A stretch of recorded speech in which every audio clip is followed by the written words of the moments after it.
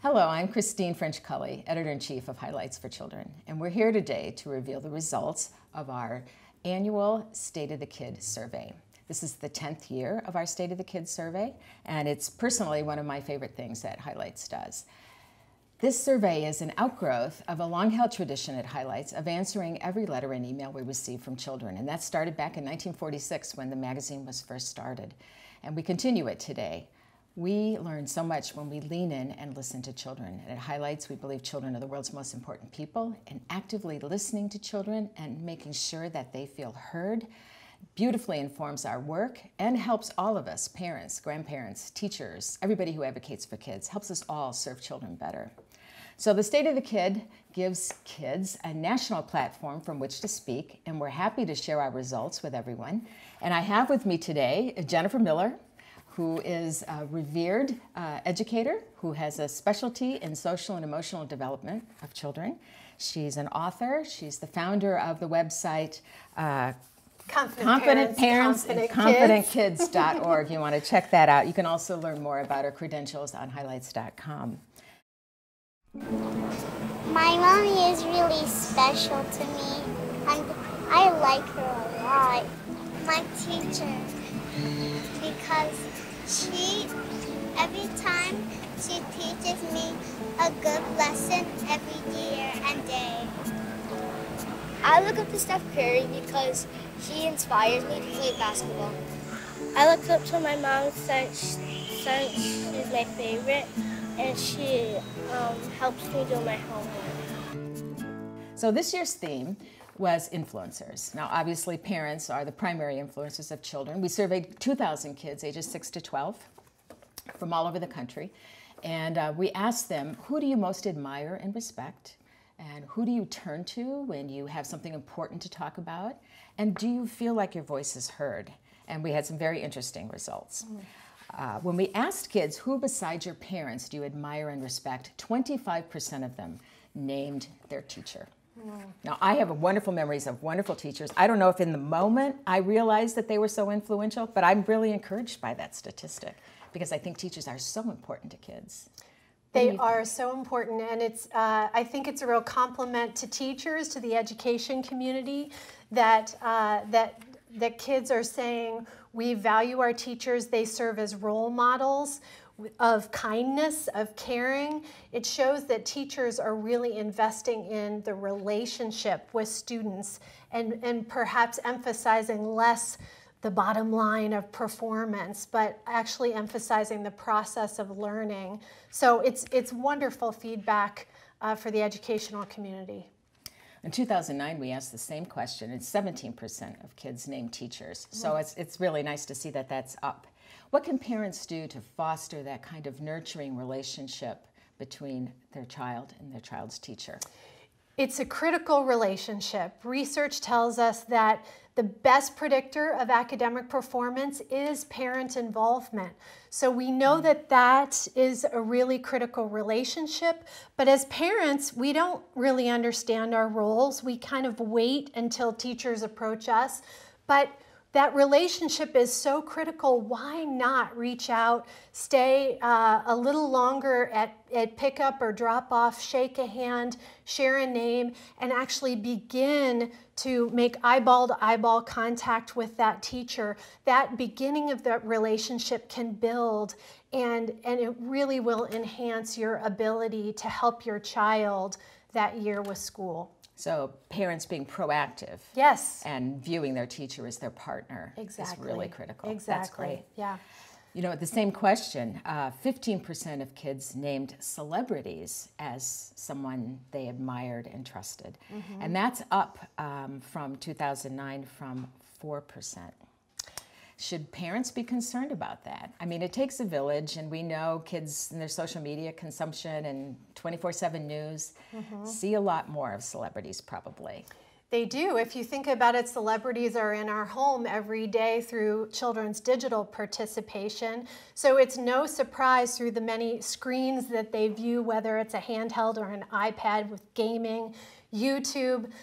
Celebrities are not just on television, but they are in our various screen lives. So what I would advise parents is to treat that experience, like any community, club, organization, extracurricular a child might join, you would get to know the members of that organization. The same with digital participation. How can you create a regular dialogue in family life? Who are you interested in? What fun characters are you learning about? What are they interested in? What kind of decisions are they making? So have a regular reflection on the media and the celebrities that they're really taking cues from, so that they feel comfortable talking to you about it. It sounds like good dinner table conversation. Absolutely, right? yeah, exactly. I'm really worried about exams because it really stresses me. Sometimes basically if I do like a jump or something like parkour, then like I might fall, and sometimes people try to egg me on to do it.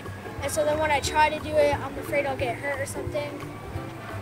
Just if it's dark and I hear something. I worry about the dark too. The dark. I'm afraid of the dark when I'm going to bed. I don't know, like poison, that would kill you. We asked kids if they worried, and if so, what did they worry about? Now, at Highlights, we like to say childhood is a short, sweet season, and I think we like to perhaps tell ourselves that childhood is a carefree time, and we know it isn't. Kids do worry. It was interesting, though. 79% of the kids who answered our survey said they do indeed worry. 16% said they worried about family, friends, and loved ones. And we don't know exactly what that means, but probably we can assume they're worried about their safety or health or well-being. 12% said they worried about schoolwork, and that's down from 2009 when 23% said that they worried about schoolwork. So we're going to unpack this a little bit individually. 11% said that they worried about violence. But let's go back for a minute to the schoolwork question first. Why do you think that's down from 2009? 12% kids worry about schoolwork. Well, I would say 5 years ago, we were, or even looking back 10 years ago, we were emphasizing testing to an incredible degree. What this tells me is that teachers are emphasizing the process of learning more than the product of learning. Yay! And that they're really taking into account that there are beings in the chairs who bring anxiety to tests. And they bring all of their worries into the classroom.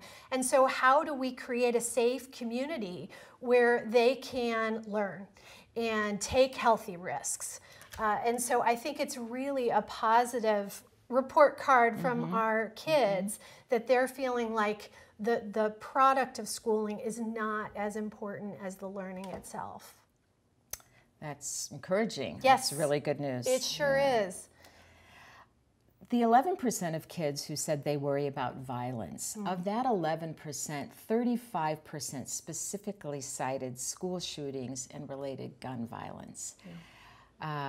Obviously, that's in the news. Again, it's harder and harder to protect our children from news stories, and maybe we shouldn't even. But should that concern parents, and how can parents address that fear that their children say they have? Well, I would say we're hearing it from children, and I hear it from parents, and I hear it from educators. We're all worried about school violence.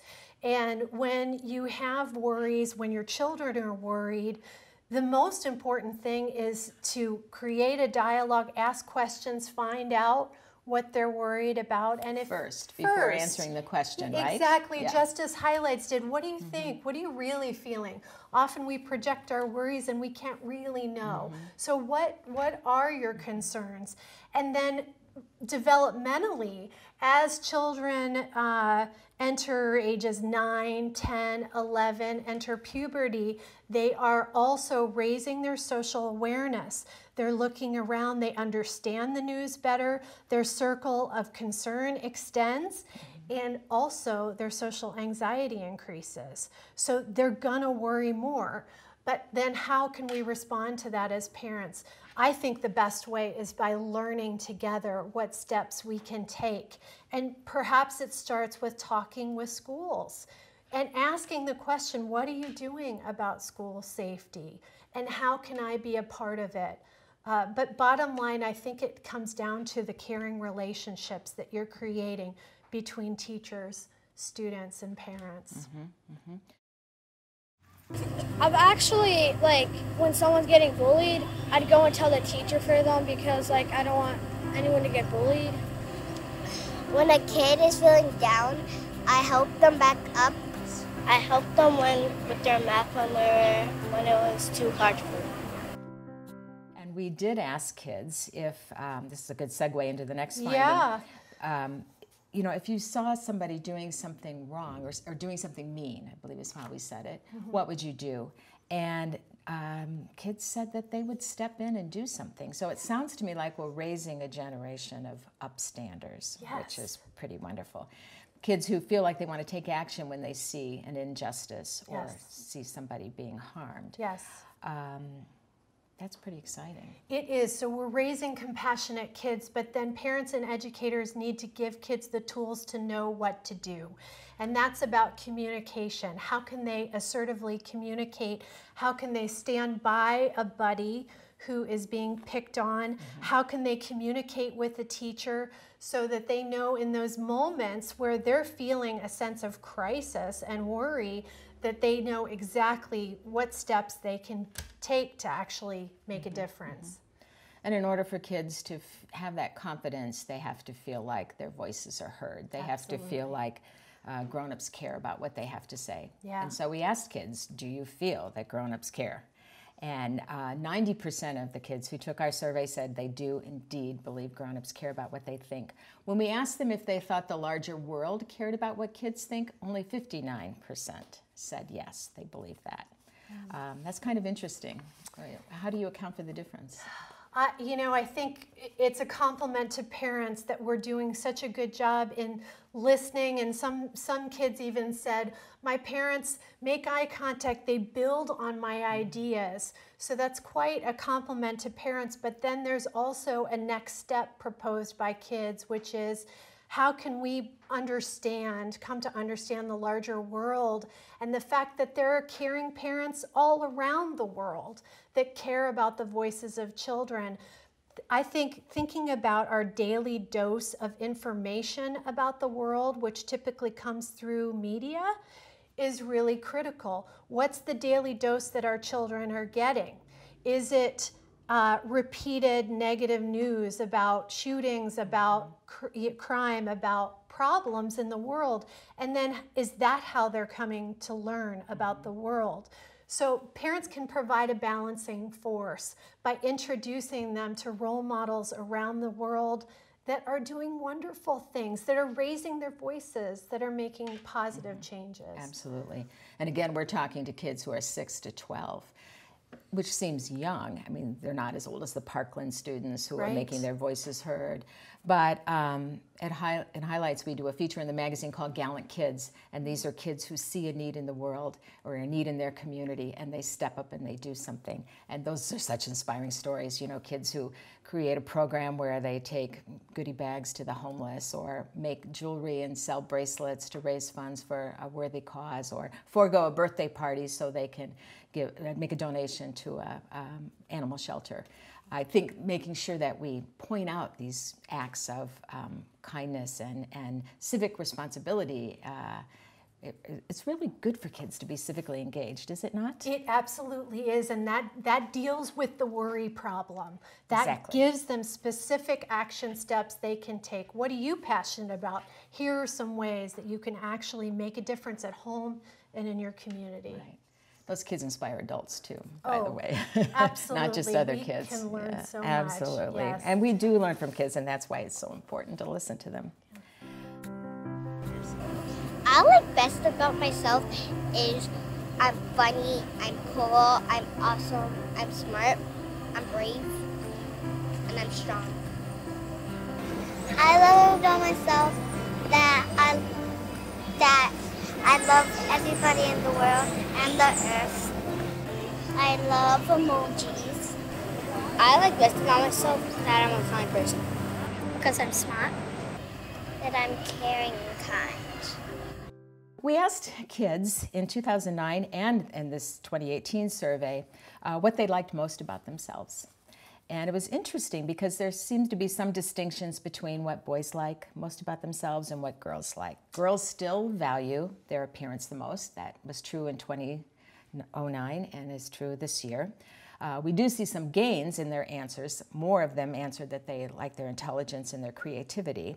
But boys still value intelligence and athleticism more than girls do. Mm-hmm. How should parents think about this? Well, let's take girls first.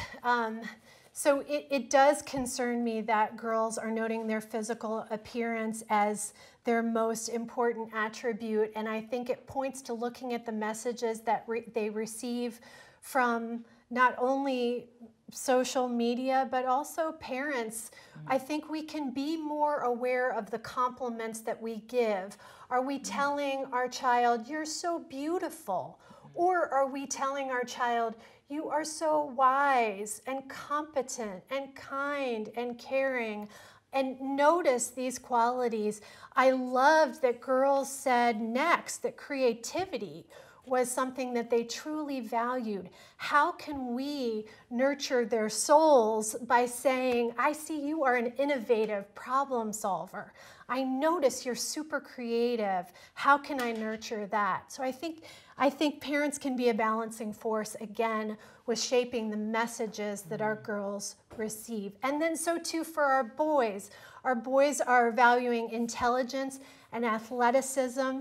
Again, I would say that the athleticism has, teamwork, and there are some good social and emotional pieces to athleticism, but there's also the physical development component. So how can we be a balancing force as parents to say, "I noticed that you cared for your friend and stood up for him.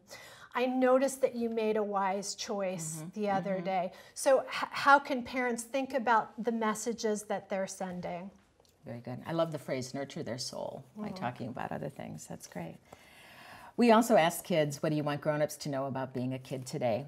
And they said that they want parents to know that being a kid today is hard, but it's also fun. And they also said they would like more electronics. So not surprising. My son would agree with that. That's right. So do you have any last thoughts or guidance for parents and teachers, everybody who works with kids or cares about kids, on how we can help kids become their best selves and navigate childhood, which I guess has always been a challenge, but maybe seems particularly challenging in these times? Yeah. I think if we prepare our children to become change makers by promoting social and emotional skills like empathy, like communication, like listening skills, like self-awareness. What are your strengths? What are your limitations? How can you build on your strengths at school and in the world? Those are the skills that really empower our children to step up, to use their voices, and take positive action. So as much as we can offer them simple ways to cultivate that, and children's books are a wonderful way to talk about empathy and gain empathy for other There's people's research lives. supporting that. Absolutely, yes. That's a great way to nurture and support our children. Well, that's a great tip. Thank you so much. You can find out more about our State of the Kid results on highlights.com. Thank you for being with us today. And Jennifer, thank you so much. You added so much to this conversation. What a treat. It's an honor. Thank you. Thank you. Yep.